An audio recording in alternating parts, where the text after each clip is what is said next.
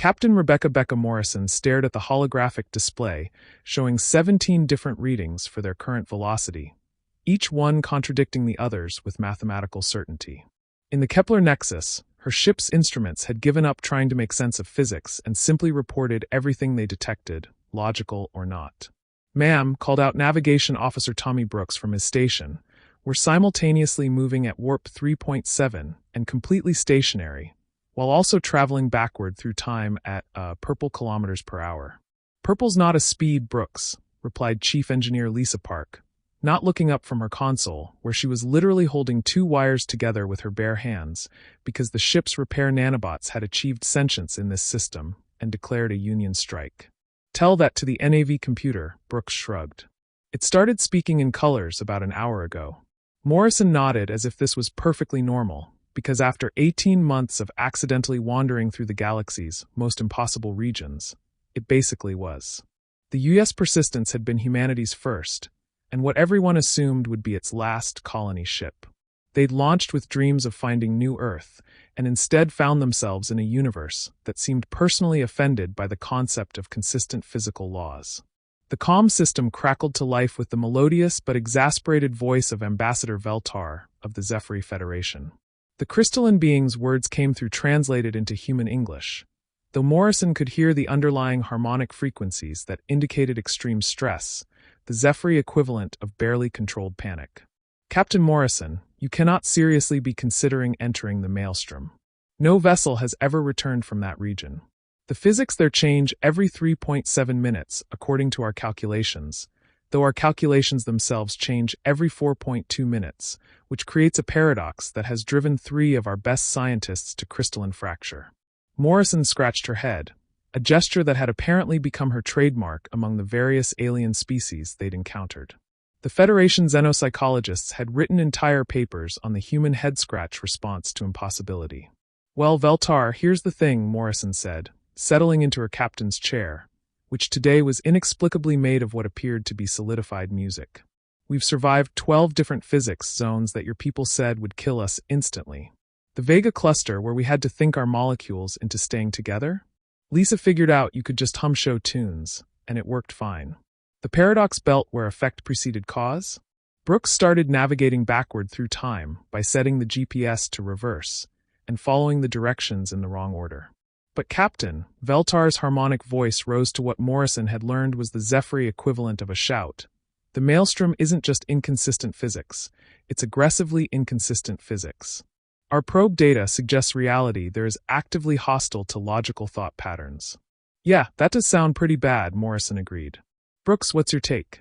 Tommy Brooks, a former fast food manager from Ohio who'd joined the colony mission to escape his student loans, turned around in his chair.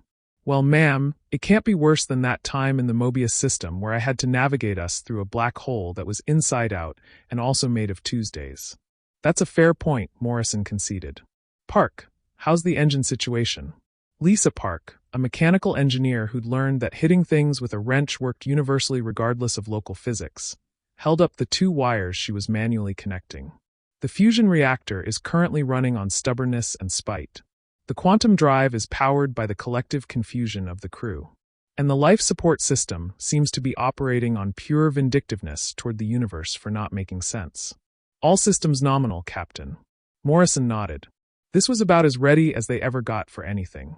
The reason humanity had found itself in this situation was, according to the Federation's xenobiologists, a fascinating accident of evolution. Most intelligent species had developed along logical, specialized lines. The Zephyri had evolved in perfectly mathematical crystalline caves, creating minds that could process reality through pure mathematical harmony, but shattered when faced with contradictions. The Kollektiv had evolved as a hive mind on a world of perfect cooperation, making them incredibly efficient at unified tasks, but completely paralyzed when consensus couldn't be reached. Humans, however, had evolved on a planet that seemed to specialize in not making sense. Earth had ice ages and heat waves, peaceful meadows and violent storms, creatures that helped each other and creatures that ate each other, often simultaneously. Humanity had spent millions of years adapting to a world that changed its mind constantly about what the rules were. This had created a species with an unprecedented tolerance for cognitive dissonance. Humans could simultaneously believe that the universe was orderly and random, that life was meaningful and absurd, that tomorrow would be better while expecting it to be worse. Other species found this mentally disturbing. The universe, apparently, found it absolutely invaluable. Captain, came another voice over the comm, this time the electronically synthesized speech of Hive Node Prime 7 of the Kollektiv. Our collective analysis indicates a 97.3% probability that entering the Maelstrom will result in the complete dissolution of your vessel and crew across 17 dimensions that don't technically exist. What about the other 2.7%? Morrison asked. In those scenarios, you succeed in stopping the entropy entity, but doing so unravels the fundamental structure of spacetime itself, effectively ending the universe as we know it. Morrison mused. Brooks, would you rather be dissolved across non-existent dimensions or end the universe? Brooks considered this with the same expression he'd once used to decide between regular and diet soda. Well, if we end the universe, at least we won't have to fill out the mission report paperwork. Excellent point. Park, can the ship handle ending the universe? Park looked at her jury-rigged repairs with a critical eye. I give it 50-50 odds. The engine's held together with duct tape and the power of positive thinking, but it's really good duct tape.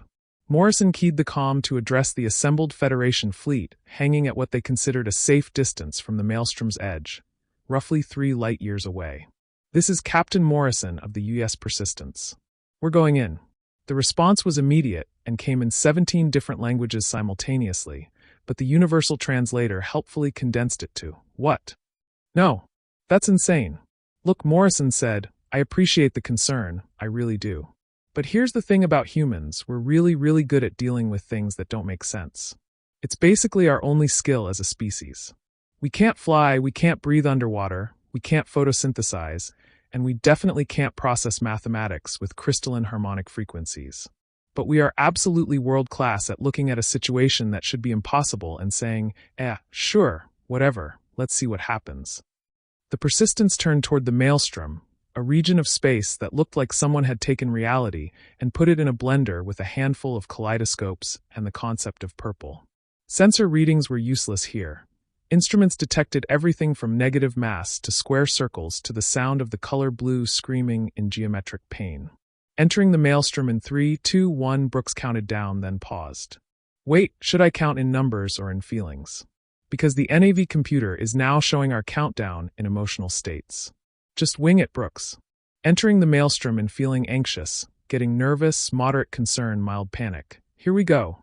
The Persistence crossed the boundary into the Maelstrom, and immediately everything went wrong in ways that hadn't been invented yet. The ship turned inside out while simultaneously remaining exactly as it was. The crew found themselves breathing vacuum, while also drowning in solid mathematics.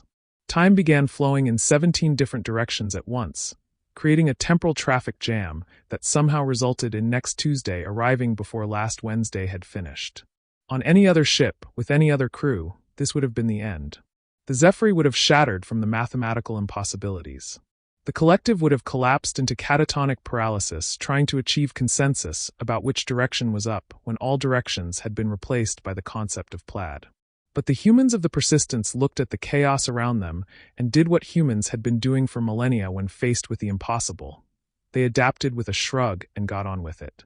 Well, this is weird, Morrison observed, watching her hands exist in 4 dimensions while her arms remained stubbornly 3-dimensional. Park, how are the engines? The fusion reactor has achieved enlightenment and is now running on pure Zen, Park reported. The quantum drive has decided it's a bicycle and is pedaling through space-time. The life support system has become sentient and is writing poetry about the futility of existence, but it's still keeping us alive while it does it. Brooks, can you navigate through this? Brooks was staring at his instruments, which were now displaying their readings through interpretive dance performed by tiny holographic ballerinas. Well, ma'am, according to the NAV computer, we need to go that way. He pointed in a direction that somehow led both forward and backward simultaneously, at a speed of 17 confused penguins per emotional investment. That actually makes as much sense as anything else. Do it. As the Persistence pushed deeper into the Maelstrom, they began to encounter the source of the chaos, the entropy entity. It was a being of pure logical consistency, a creature that existed to impose order on the universe by making all physical laws uniform and predictable. In any normal region of space, this would be merely tyrannical. In the Maelstrom, where chaos was the only constant, it was creating a paradox that threatened to tear apart the fabric of reality itself. The entity had been imprisoned in the Maelstrom eons ago by an ancient race that understood something the current galactic civilizations had forgotten. Sometimes the universe needed to be allowed to be inconsistent. The prison had held until recently, when the entity had learned to feed on the logical thought patterns of passing ships, growing stronger each time a rational mind tried to make sense of the Maelstrom's impossibilities. "There!" Brooks called out, pointing at his dancing NAV display. "The entity's at the center of that thing that looks like a geometric impossibility having an argument with the square root of purple." Morrison could see it now, a massive structure that hurt to look at directly because it existed in more dimensions than human eyes were equipped to process, while simultaneously existing in fewer dimensions than should be physically possible. At its center was something that her brain insisted on interpreting as a giant eye, though she suspected it was actually more like a sentient equation that had achieved consciousness and decided it didn't like the way reality was being run. "Attention, primitive biological construct," came a voice that spoke directly into their minds with the crushing weight of absolute mathematical certainty. "You have entered the domain of order. Your chaotic thought patterns are fascinating. Most minds that encounter my presence immediately collapse under the weight of perfect logic. Yet you continue to function despite being exposed to conceptual impossibilities that should render consciousness inoperative." "Yeah, we get that a lot," Morrison replied cheerfully. "I'm Captain Morrison of the U.S. Persistence. We're here to stop you from imposing uniform physics on the universe. Impossible. I am logic incarnate. I am the end of uncertainty, the solution to chaos, the final answer to all questions. I will bring order to this lawless cosmos." "See, that's where you're wrong," Morrison said, settling back in her chair, which had now decided it was made of crystallized jazz music. "The universe doesn't want to make sense. If it did, humans never would have evolved. We exist specifically because reality needed a species that could function when nothing worked the way it was supposed to." Park looked up from her console, where she was now operating the ship's systems by humming lullabies to them. "Captain, I'm reading massive reality distortions. The entity is trying to impose logical physics on the Maelstrom. If it succeeds, the resulting paradox will propagate outward through subspace and reorganize the physical laws of every system in the galaxy." "That sounds bad," Brooks observed, watching his NAV display perform what appeared to be an interpretive dance about the futility of linear navigation. "It is bad," Morrison agreed. "One set of physics laws for the entire galaxy? No more systems where gravity flows upward. No more planets where you have to think your molecules into staying together. No more regions where cause and effect work backward. It would be boring." More than boring, came Veltar's voice over the comm, somehow reaching them across the reality distortions. "Captain, our xenobiologists have run projections. If the entity succeeds, every species in the galaxy except humanity will be confined to a handful of systems where their specialized evolution allows them to function. The Zephyri will only be able to survive in perfectly mathematical environments. The collective will only function where consensus is immediately achievable. Dozens of species will be trapped, unable to expand or explore. But humans, added Hive Node Prime 7, would be able to function anywhere. Your species' ability to adapt to contradictory realities would make you the only truly universal life form in the galaxy." Morrison considered this. "So if we don't stop this entity, we basically become the dominant species in the galaxy by default." "That is correct. And all we have to do is nothing?" "Precisely.